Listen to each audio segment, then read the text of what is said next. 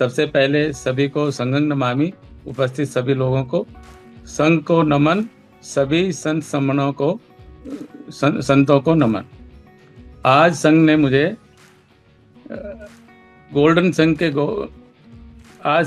संघ के golden rule number 3 जाति अभ्यास कभी नहीं के विषय में बोलने का आदेश दिया है।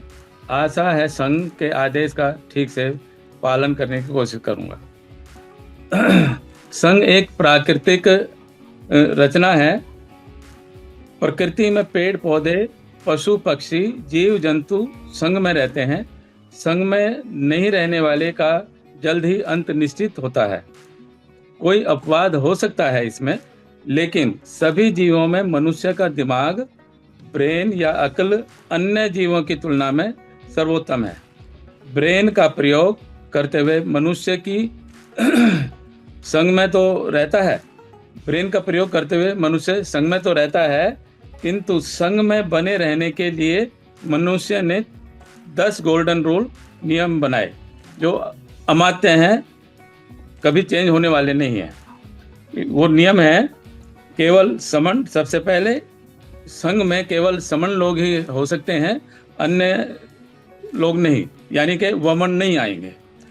दूसरा रूल है चंदा कभी नहीं, इसमें कभी भी चंदा नहीं लिया जाता है। दान दक्षिणा करने के नाम पे वो कुछ भी कोई अपनी मर्जी से दे सकता है, दान पारमिता के अनुसार। तीसरा नियम है जाति अभ्यास कभी नहीं, जिस पर मुझे अभी बात करनी है। चौथा केवल संघवाद। संघवाद का मतलब हमें केवल संघ में रहना है। संघ में रहेंगे तो हर काम हमारा सुनिश्चित है। पद प्रतिष्ठा मंचमाला में भी संघ कभी विश्वास नहीं करता है। जब संघ बैठेगा तो उसमें कोई मंच वगैरह नहीं होता। छठा है पंजीकरण कभी नहीं। संघ का कभी भी पंजीकरण नहीं होता, ना इसका लेखा जोखा है, ना कि कोई अकाउंट है। अतः सबका अपना अपना खर्च होता है, वहन करते हैं सभी लोग इकट्ठा रह के। 7वां नियम आता है संघ आदेश सबसे ऊपर। जैसे आज मुझे आदेश दिया गया तो मैं आज उस नियम पर बात करूंगा। 8वां आता है संघ राजनीति में कभी नहीं। संघ घातक की संघ में कभी नहीं, ये 9वां नियम है। संघ घातक के वापसी संघ में कभी नहीं। 10वां नियम आता है कि उपरोक्त नियम संघ का आधार हैं। ये न कभी बदले जाएंगे, न खत्म होंगे, न समाप्त किए जाएंगे, न कभी अमान्य होंगे। जैसा कि मुझे संघ से आदेश मिला कि मैं गोल्डन रूल नंबर 3 जाति अभ्यास कभी नहीं पर वक्तव्य दूं। बुद्ध काल के साहित्य में जाति शब्द या जाति या वर्ग को कोई सबूत या वर्णन नहीं मिलता है। यह लगभग 400 से 600 वर्ष पूर्व जातियों का या वर्ग का वर्णन नहीं मिलता।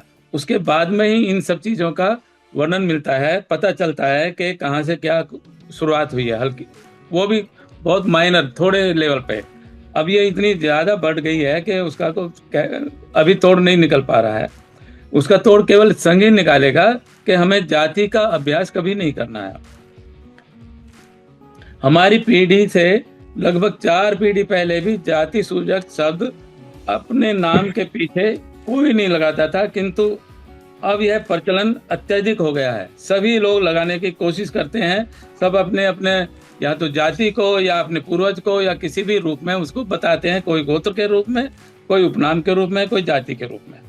लेकिन इतिहास में जाति शब्द कहीं भी नजर नहीं आता। जब समनों का संघ बिखरा तो जातियों में बदल गया।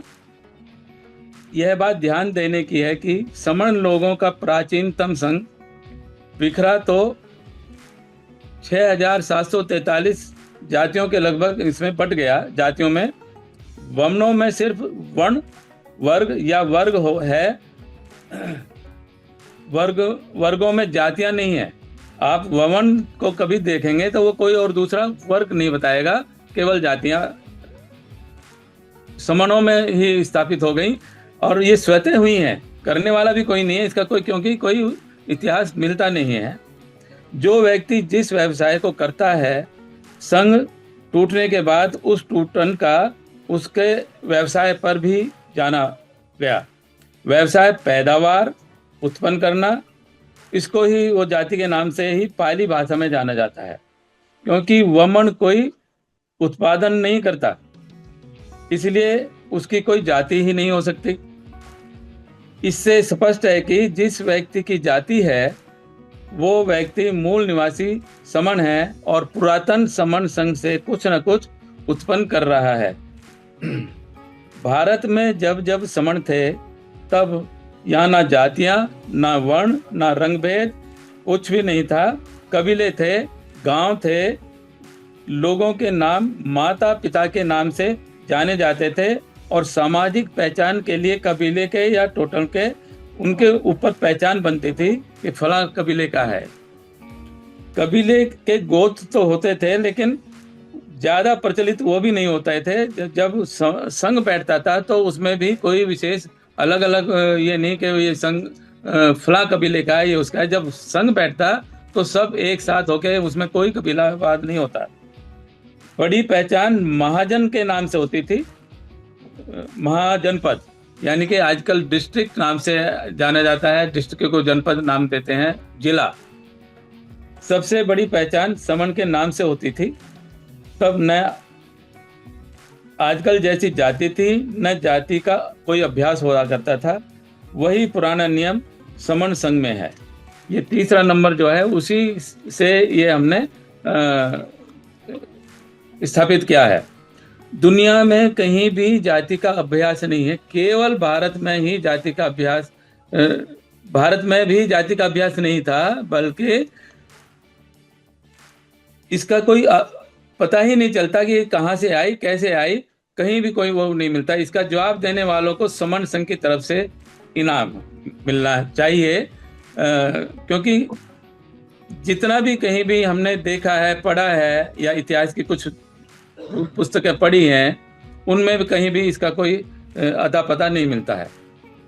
दुनिया की किसी भी किताब में इसका कहीं कोई, चाहे वो बड़े ग्रंथ हों, उपनिषद हों, बाइबल हो, चाहे गीता हो, या कोई और दूसरे ग्रंथ हों, यहाँ तक कि किसी त्रिपिटक में भी, कुरान में, गुरु ग्रंथ साहिब में, बाइबल आदि, कहीं भी इसका नाम निशान नहीं मिलता है कि फला जाति का ये लोग, फला जाति के वो लोग। अगर आदमी पुरातन बुद्ध पद्धति से किसी और धर्म, मजहब, रिलीजन या उसमें जाएगा तो उसे कौन सी जाति दी जाएगी, कौन देगा, कैसे देगा, जात, इसका भी कोई अता पता नहीं पता चलता है। जाति बनाने का जो सिद्धांत है वो जाति से क्या लाभ है, किसको लाभ है, कितना लाभ है, कैसे होगा, इन सब चीज से कोई तोड़ नहीं मिल पाता। किस सन में बनी जाति, किस साल में बनी, इसका भी कोई अता पता नहीं मिलता है।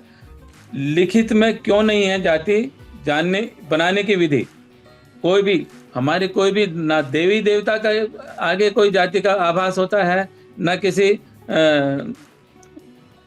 पुराने जो हमारे महापुरुष हैं उनका कोई पता नहीं है।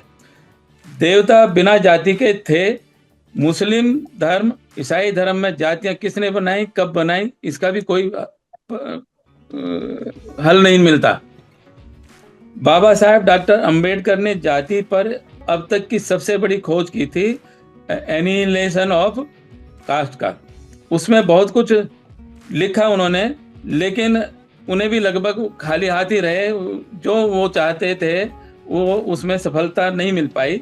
बस इतना जान पाए कि जाति मन की उपज है, हवा में होती है जाति, और जाति वास्तविकता नहीं है।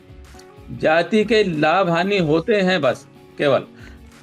जो जाति का अभ्यास करता है उसकी जाति का अजर अमर है, और जो जाति का अभ्यास नहीं करते उसकी जाति तुरंत खत्म हो जाती है। इसीलिए हम समण संघी जितने भी हैं, कोई भी जाति का आभास नहीं करता, ना जाति से प्रदर्शित करता है, ना जाति से कोई बोलता है, ना बुलाता है। ये ठीक ऐसे है जैसे मानो तो देवता, ना मानो तो पत्थर। जाति को मानोगे तो जाति है, नहीं मानोगे तो कुछ नहीं है। इसी सिद्धांत को आगे लेकर समण संघ में विनय नंबर 3 पास हुआ, और जो अब इसी पर हमने जो वक्तव्य दिया है,